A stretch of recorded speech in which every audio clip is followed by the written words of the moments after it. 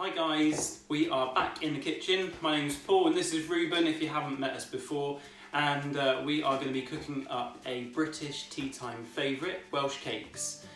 Ruben at school, his current topic is the United Kingdom, and one of the obviously countries in the United Kingdom is Wales, and so we've been looking at what Welsh treats there are to cook up in the kitchen. A Welsh cake is a small little fried, I suppose you could compare it to a small fried scone or something like that, but you'll see, and if you have a go and try it out, I'm sure you'll be really pleased. We also have a fun fair that comes to town every year, and there are some amazing Welsh cakes there every year. There's always a queue, a really long line, so it's really nice to be giving it a go in the kitchen and see how we get on. What do you think? Yes.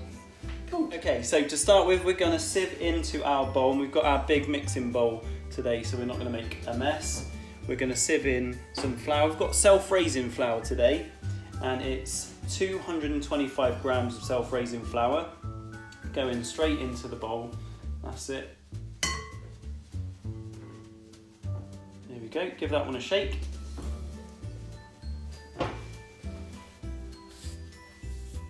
That's it.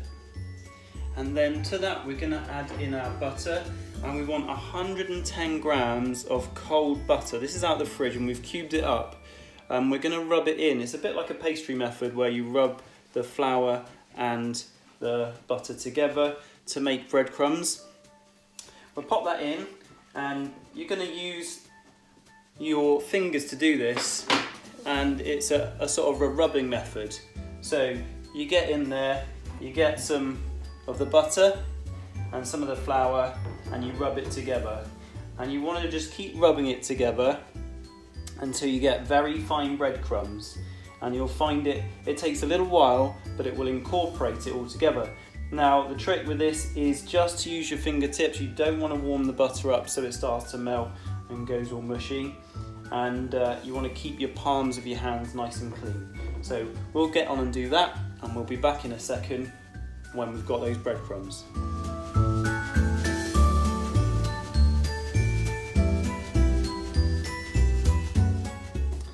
So we've been rubbing it together for a little while, and as you can see, we've got these very sort of fine breadcrumb texture, and that's just been literally getting the butter and rubbing it between your thumb and your fingers with the flour until it incorporates into this lovely fine breadcrumb texture. So we've got that there now, and what we want to do is add in the sugar next. And for this we've got some caster sugar, and we've got 85 grams of caster sugar now. So Ruben, if you want to hold the sieve there, that's it, and just sieve that all in. Give that a little mix around with your hands. That's it. And we're going to add in half a teaspoon of mixed spice as well. That's it. Give it a little stir around with your fingers.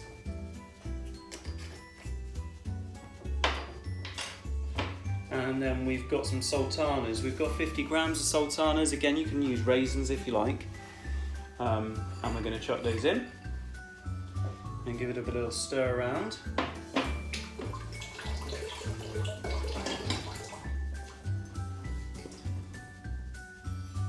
So we now need to add in 1 egg, and Ruben's going to crack it into a separate bowl just so we don't get any shell in with all of our mixture.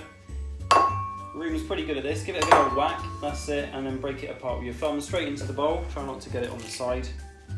Well done, Ruben, excellent job. And we're going to give this a little whisk around with a fork just to break it up before we put it in. That's it.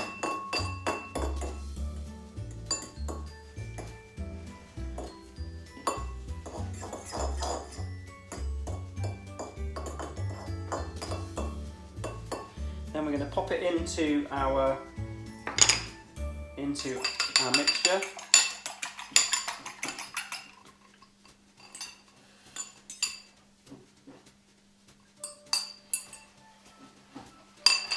And we're going to stir that round. We've got a wooden spoon now just to start to incorporate that all in together. and it'll start to come together. It's going to be a really rough dough,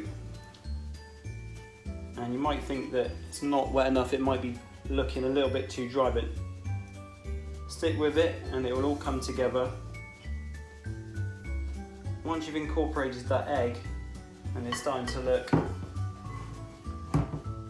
a little bit more clumpy, what we can then do is get in there with our hands and start to bring it all together into a dough. So that's it, get in there and start to pack it all in and give it a good squeeze.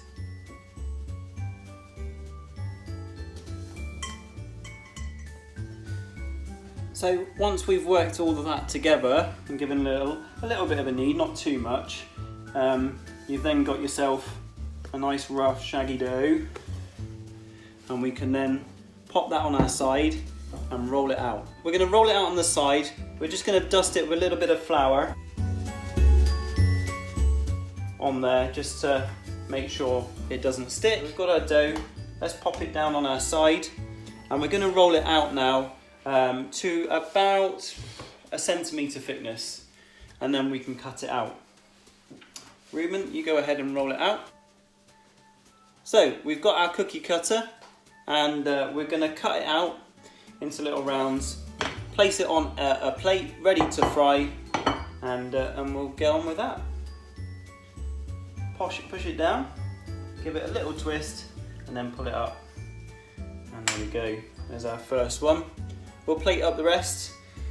If you do this and then you're left with some dough, you can re-roll it out and then reuse that dough until you've run out.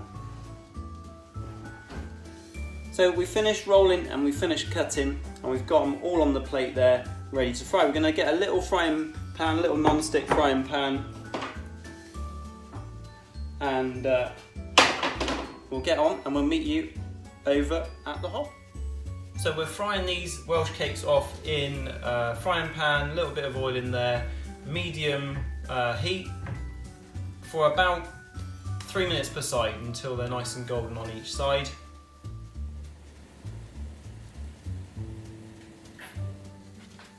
So just flip these over and we're going to give them 3 minutes on the other side. As you can see, a nice golden brown colouring on that side, and they're puffing up as well, so you get a nice little rise in there, and that means they're going to be nice and fluffy.